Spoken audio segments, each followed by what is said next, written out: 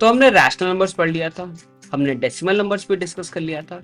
अब हमारे पास नया टर्म आया that is known as irrational number. जैसा कि मैंने बोला था कि डेसिमल नंबर एक ब्रिज का काम करेगा। क्यों? क्योंकि वहां पे हमने एक चीज पढ़ी थी दैट इज डेसिमल नंबर्स जो होंगे non terminating non recurring decimal वही होते हैं इरैशनल नंबर्स। इसको पढ़ने से पहले हम लोग कुछ पहले रिवाइज कर लेते हैं कि क्या क्या चीजें हमने पढ़ ली है। ठीक है, एक बार उसका रिवीजन हो जाएगा, उसके बाद फिर हम लोग इसके डेफिनेशन पे जाएंगे। तो चलो, first question that is given here that is if a and b are rational number, if a upon b is a rational number, then what is a and b? तुम्हें पता है कि a और b को क्या कहते हैं, तो तुम लोग जल्दी से बताओगे इसका answer. That is equal to integers. ये हो गया, इंटीजर्स होते हैं। मेरे पास दूसरा क्वेश्चन आया कि अगर a और b, a upon b rational number है, then b is not equal to, तो तुम बोलोगे आंसर इज 0। इसको ऐसे भी लिख सकता हूँ, b that is not equal to 0। Now third statement that is given as there are how many rational numbers that you can find in between two rational numbers, तो तुम बोलोगे बहुत सारे फाइंड कर सकते हैं। बहुत सारे को इंग्लिश में क्या कहते हैं? you will say infinite rational numbers. तो यहाँ पे लिखा इनफाइनाइट रैशनल नंबर्स। अब आया थर्ड स्टेटमेंट। थर्ड स्टेटमेंट बोलता है कि रैशनल नंबर -26/9 किस किस इंटीजर के बीच में आएगा। तो मैं बोलूंगा इसको पहले इसका एक मिक्स फ्रैक्शन फॉर्म में लिख लो। तो ये बोलोगे -2 और यहाँ पे लिखा 8/9, -2 8/9 के फॉर्म में लिख दिया मैंने इसको। ठीक है, -2 8/9 के फॉर्म में इसको रिप्रेजेंट कर दिया। अब ये जो -2 8/9 है, ये किसके किसके बीच में आएगा? ये आएगा मेरा -3 और -2 के बीच में आएगा। ठीक है, हम लोग स्टार्ट कहाँ से करते हैं? हम लोग स्टार्ट करते हैं लेफ्ट से और जाते हैं राइट में। तो हम लोग स्टार्ट करेंगे लेफ्ट से और जाएंगे राइट में। सो वी विल से -3 और -2 के बीच में ये रैशनल नंबर आएगा। नाउ अब आते हैं हम लोग डेफिनेशन पे that is given as what is the known as irrational number. तो मैं बोलूंगा, अगर मैं क्रूड वे में बोलूं कि इरैशनल नंबर क्या होता है, तो बोलूंगा जो नंबर p/2 के फॉर्म में रिप्रेजेंट नहीं हो सकता that can be called as irrational number. अगर मैं इसको डेसिमल फॉर्म में बोलूंगा तो क्या बोलूंगा? जो number non terminating non recurring होता है that can be termed as irrational number. तो इसकी दो डेफिनेशन बनती है। जो रैशनल नंबर जो p/q के फॉर्म में ना बने that is also rational irrational number, and the number that is non-terminating and non-recurring that is also called as irrational number। अच्छा, एग्जाम्पल क्या होंगे? सो फर्स्ट एग्जाम्पल अगर मैं लिखूं, जैसे कि लिखूं 1.31 311 3111 311111 और इसी तरीके से ये चलता चला जाए, this one is called as irrational number. इसके अलावा कुछ और एग्जाम्पल जैसे कि √2 लिखा, √3 लिखा, ये सारे भी इरैशनल नंबर हो गए। इससे बेस्ट एक और एग्जाम्पल आता है दैट इज नोन एज पाई। पाई एक ऐसा एग्जाम्पल है जिसको भी हम लोग बोलेंगे ये इरैशनल नंबर है।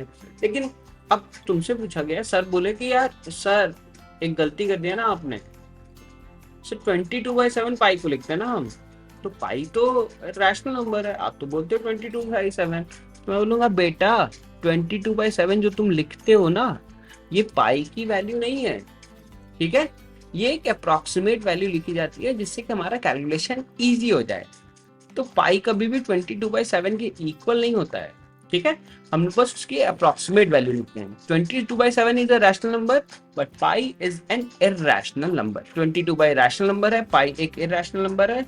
इन दोनों को मर्ज कभी नहीं करेंगे। ये बस एक वैल्यू लिख ली जाती है जिससे कि हमारा कैलकुलेशन ईजी हो जाए। बस हमें यही समझ आता है इसमें। इसके अलावा एक और कांस्टेंट आता है जिसको हम लोग नेपियर्स कांस्टेंट कहते हैं, जो वैल्यू है यहाँ पे ई भी एक वैल्यू है जिसको कि हम लोग इरैशनल नंबर बोलेंगे। अच्छा, अब आता है एक बड़ा स्टेटमेंट, बहुत बड़ा statement that is given as this one. क्या लिखा हुआ है यहाँ पे? Square root of all non perfect squares. Non perfect square जैसे कि 2 3 5 7 ये सारे नॉन परफेक्ट स्क्वायर्स हैं। तो इसका जब भी तुम रूट लोगे, इसका जब भी रूट लोगे वो क्या बनेगा? इरैशनल नंबर बनेगा। जैसे कि यहाँ पे एग्जांपल लिया मैंने 7 एक नॉन परफेक्ट स्क्वायर है, अगर मैं इसका रूट लूंगा वो क्या बन जाएगा? Irrational number. 13 एक नॉन परफेक्ट स्क्वायर है, इसका रूट लोगे तो ये भी इरैशनल नंबर बनेगा। 15 हाँ ये भी बनेगा। 29 ये भी। So all these numbers that can be termed as the irrational number. क्योंकि इसका जब तुम डेसिमल एक्सपेंशन करोगे you will say this one is a non terminating and non recurring decimal also. ठीक, अब आते हैं हम लोग इस क्वेश्चन पे, क्या ये √5 इरेशनल नंबर है? अब इसके लिए मुझे पता करना पड़ेगा कि 25 एक परफेक्ट स्क्वायर है।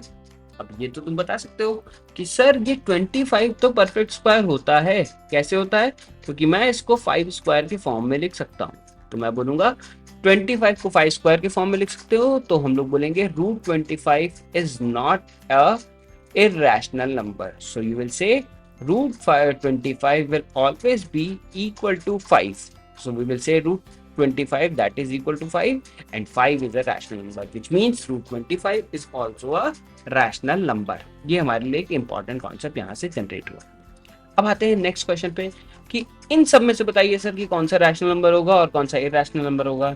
तो हम लोग सबसे पहले कहाँ जाएंगे? सबसे पहले जाएंगे एक कॉन्सेप्ट पे, दैट इज गिवन एज कि कौन सा तुम्हारे पास परफेक्ट स्क्वायर है और कौन सा परफेक्ट स्क्वायर नहीं है, अगर रूट में होगा तो। अगर रूट में नहीं है, डेसिमल में नहीं है, तो हम लोग क्या बोलेंगे? Non terminating, non recurring. Find करो, आंसर आ जाएगा तुम्हारे पास।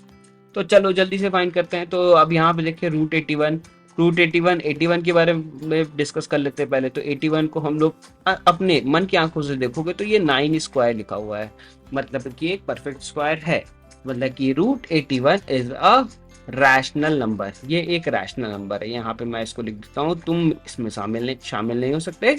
And you are having the value that is given as rational number. तुम्हारा नाम क्या है आज से? रैशनल नंबर है।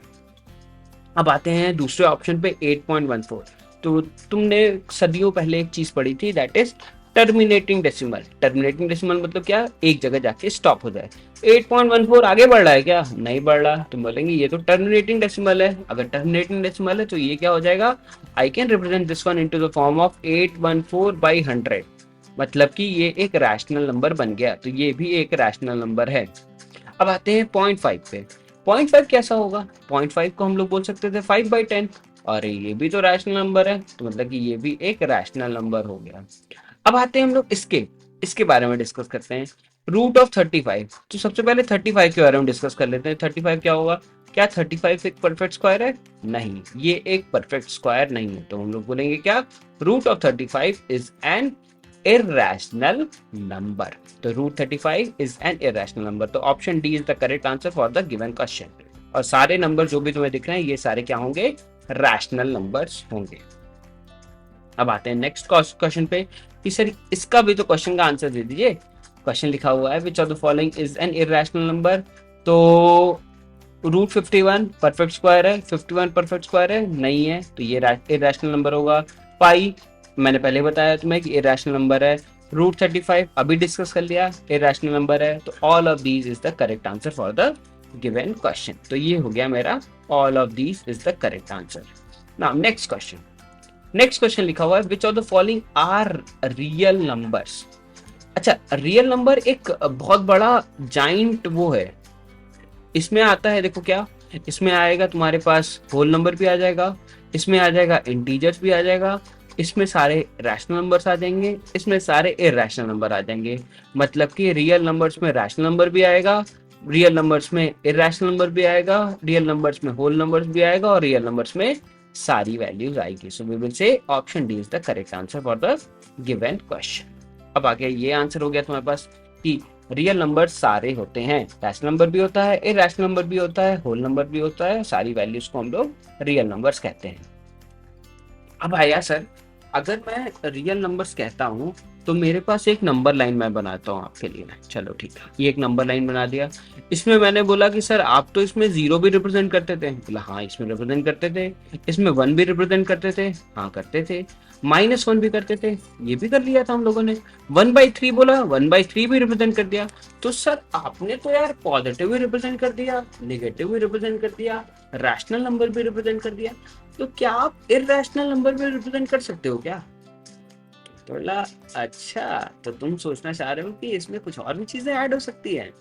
तो अगर ये नंबर लाइन जो तुम बनाए हुए हो ये एक रियल नंबर लाइन है, रियल नंबर लाइन जिसमें इररेशनल नंबर भी आएगा। ये हमारे लिए एक इम्पॉर्टेंट कॉन्सेप्ट है। तो अब तुमने मुझसे पूछा कि सर ये इररेशनल नंबर कैसे रिप्रेजेंट करेंगे। तो अब मैंने बताया तुमको कि इररेशनल नंबर रिप्रेजेंट करने के लिए हम लोग को एक नया कॉन्सेप्ट सीखना पड़ेगा, that is given as how to represent irrational number on a number line. इसके लिए हमारे पास देखो √2, अभी हम लोग पूरा चीज सब सारी वैल्यूज नहीं रिप्रेजेंट कर सकते हो फॉर श्योर। कुछ वैल्यूज हैं, कुछ को हम लोग क्या पाइथागोरस थ्योरम और बहुत सारे थ्योरम से हम लोग निकाल के बता सकते हैं कि ये अप्रोक्सीमेटली तुम्हें रिप्रेजेंट किया जा सकता है। इसके अलावा कोई भी और वैल्यूज होगी तो वो थोड़ा टफ होगा रिप्रेजेंट करना।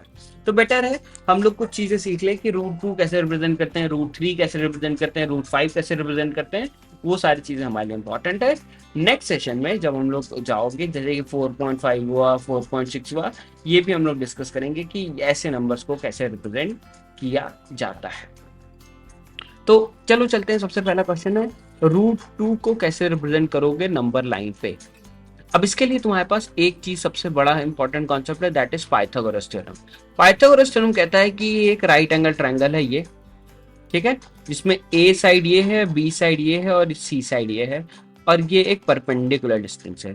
सी को हमने नाम दिया था हाइपोटेन्यूज, ये हो गया मेरा बेस और ये हो गया परपेंडिकुलर। तो relation between A square plus B square is equal to C square होता है। ये हमने एक इंपॉर्टेंट कॉन्सेप्ट यहाँ से सीखा। अब देखो सी को क्या लिख सकता हूँ मैं, सी को लिख सकता हूँ √(a² + b²। वैसे तो इसको प्लस माइनस लिखा जाता है, लेकिन for your class we will say this one is c is equal to √(a² + b²। ये हमारे लिए एक इंपॉर्टेंट कॉन्सेप्ट यहाँ से क्रिएट हुआ। मुझे सर क्वेश्चन तुम्हारे दिमाग में आया, दैट इज गिवन एज √2 को रिप्रेजेंट करना है। √2 को रिप्रेजेंट करना है तो a की वैल्यू क्या होगी और b की वैल्यू क्या होगी। तो तुम्हारा दिमाग जोर से चलना चाहिए कि a की वैल्यू सर 1 ले लेते हैं और b की वैल्यू भी 1 ले लेते हैं। तो अगर मैं a को 1 ले लूंगा और b को भी 1 ले लूंगा तो we will say that is equal to c is equal to √(1² + 1²) which is equal to √2। तो मतलब अगर मैं एक लेंथ खींच लूं, देख रहे हो यहाँ पे, अगर यहाँ पे एक लेंथ आ जाए 1 सेंटीमीटर का और उस पर एक परपेंडिकुलर बना दूं 1 सेंटीमीटर का, जो लाइन ज्वाइन होगी that can be termed as the √2 metre line. बस यही करना था मुझे, समझ गए। अब आते हैं हम लोग कैसे रिप्रेजेंट करेंगे ये सीखते हैं। तो √2 को रिप्रेजेंट करना सीखते हैं यहाँ पे हम लोग। तो सबसे पहले एक लाइन बना लेते हैं। This is the line that we have, this is the first line that we have. यहाँ पे हो गया मेरा 0 and here we are having the value as 1। Okay, 1 unit की एक लाइन बना ली।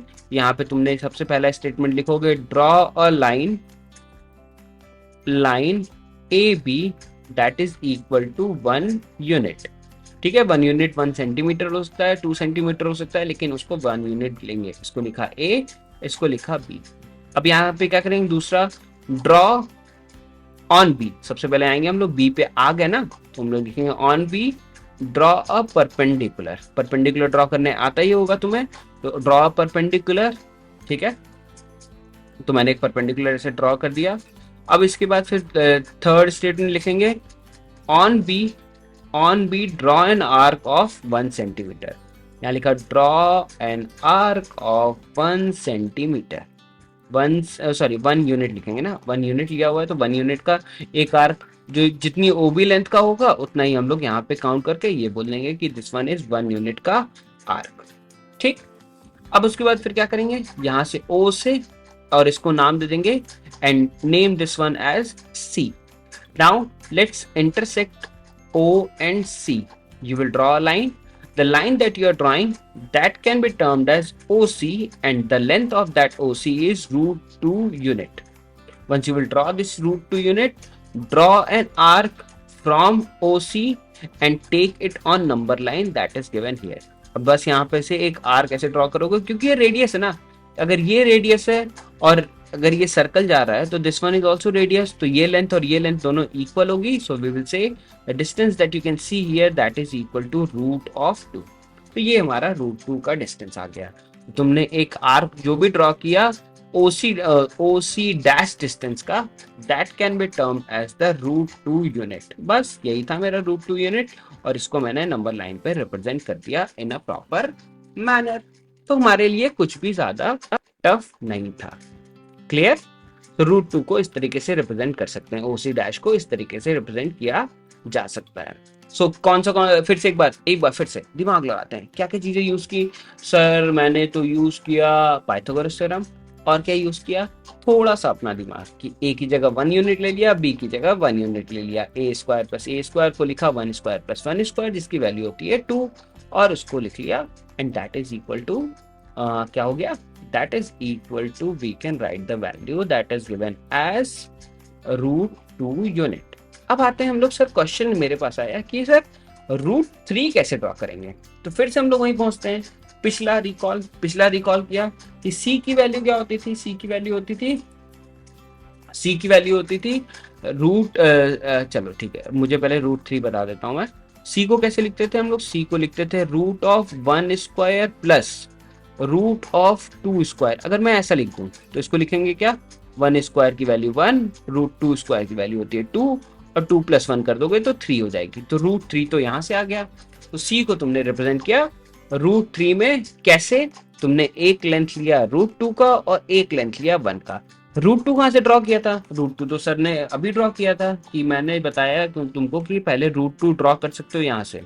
जैसे कि मैंने √2 ड्रॉ किया, चलो इसको हम लोग ऐसे लिख लेते हैं कि मेरे पास सबसे पहले स्टार्ट करोगे √3 करने के लिए, पहले 0, फिर यहाँ पे आएगा a, ठीक है, इसकी डिस्टेंस होगी 1 यूनिट और इसकी भी डिस्टेंस होगी 1 यूनिट। यहाँ से तुम्हारे पास आर्क ड्रॉ किया और यहाँ पे तुम पहुंचे, ये डिस्टेंस होगी तुम्हारे पास √2 यूनिट, ठीक है, ये √2 हो गया। और सेम डिस्टेंस पे ये देख रहे हो तुम, यहाँ पे एक सेम डिस्टेंस बना लिया, ये यहाँ पे पहुंचे, ये हो गया 1 यूनिट।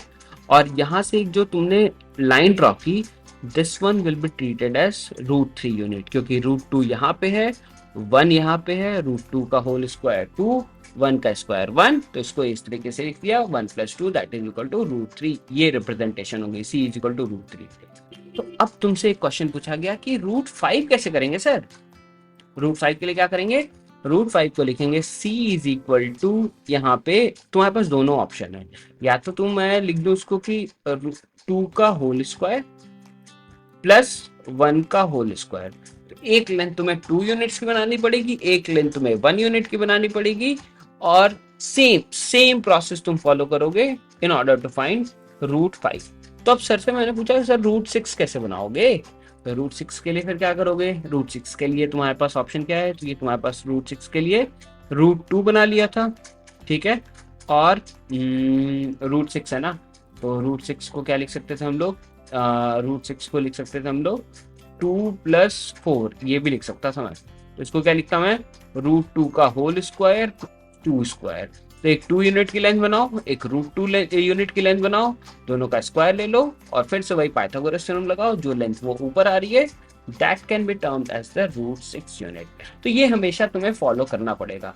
तो हमारे लिए सबसे ज्यादा इंपॉर्टेंट, अगर कोई भी नंबर लाइन पे √5, √6, √7 कुछ भी ड्रॉ करना है, तो तुम्हारे लिए सबसे ज्यादा इंपॉर्टेंट है जानना that is known as Pythagoras theorem. Once you will understand the concept of Pythagoras theorem, question will be very easy for you.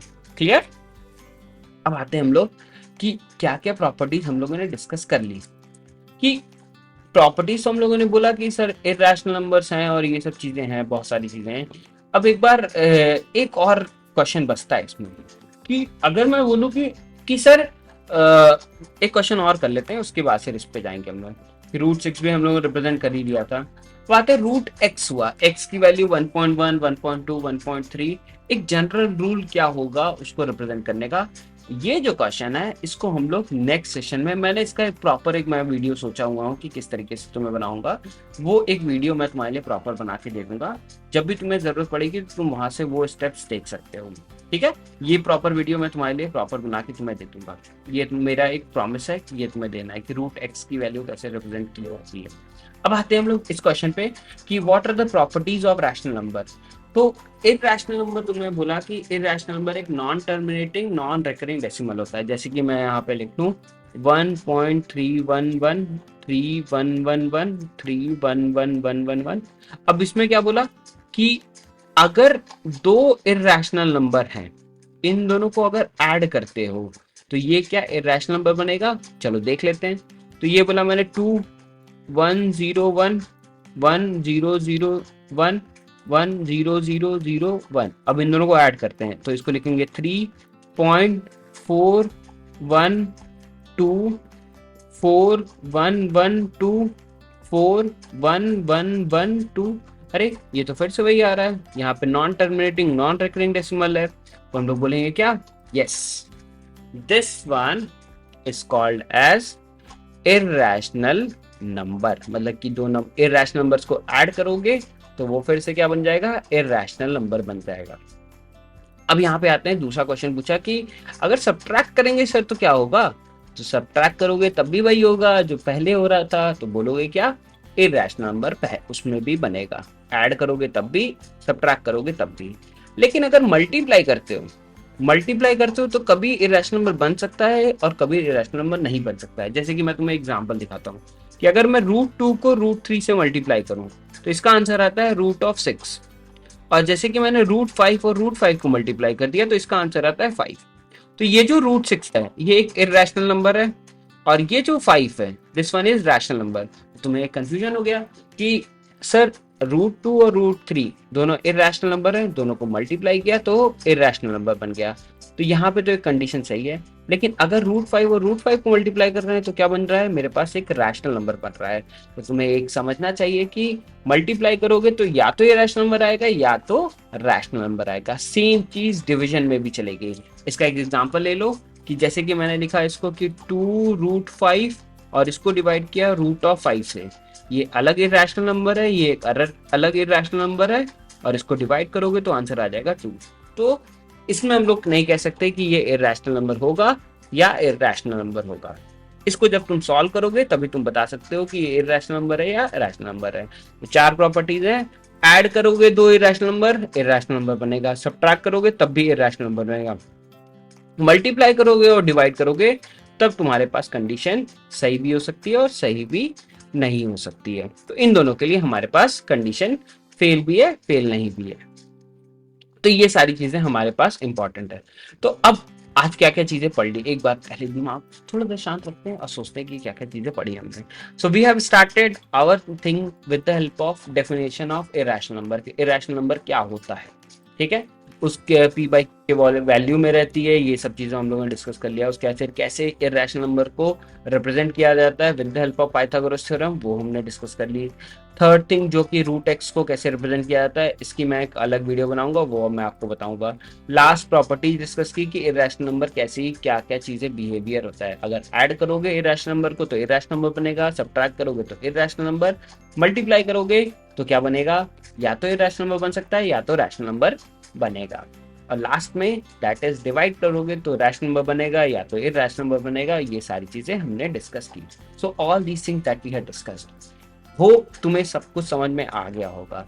इसके अलावा भी हम लोग क्वेश्चंस करेंगे। शांत बेटा शांत, हम लोग इसके बाद क्वेश्चंस करने वाले हैं। अब सर से पूछोगे सर मेरे क्वेश्चन तो करवाए नहीं, लेकिन करेंगे ना, सब होगा। एक एक चीज करवाऊंगा मैं, सारे क्वेश्चंस करेंगे, सब कुछ करेंगे। टेंशन लेने की कोई जरूरत नहीं, मैं एक एक चीज आपको बताने वाला हूँ, ठीक है। अगर तुम्हें कुछ चाहिए, कुछ चीजें तुम्हें एक्स्ट्रा ऐड करवानी हो, उसकी चीजें तुम मेरे को कमेंट सेक्शन में लिख देना, मैं उसकी एक प्रॉपर वीडियो बना दूंगा और तुम वहां से वो वीडियो देख सकते हो। So let's meet in the next session. Next session में रैशनलाइजेशन ऑफ नंबर्स डिस्कस करेंगे, जो कि एक इंपॉर्टेंट टॉपिक है आपके सिलेबस के पॉइंट ऑफ व्यू से। तो let's meet in the next session. Bye everyone, good night.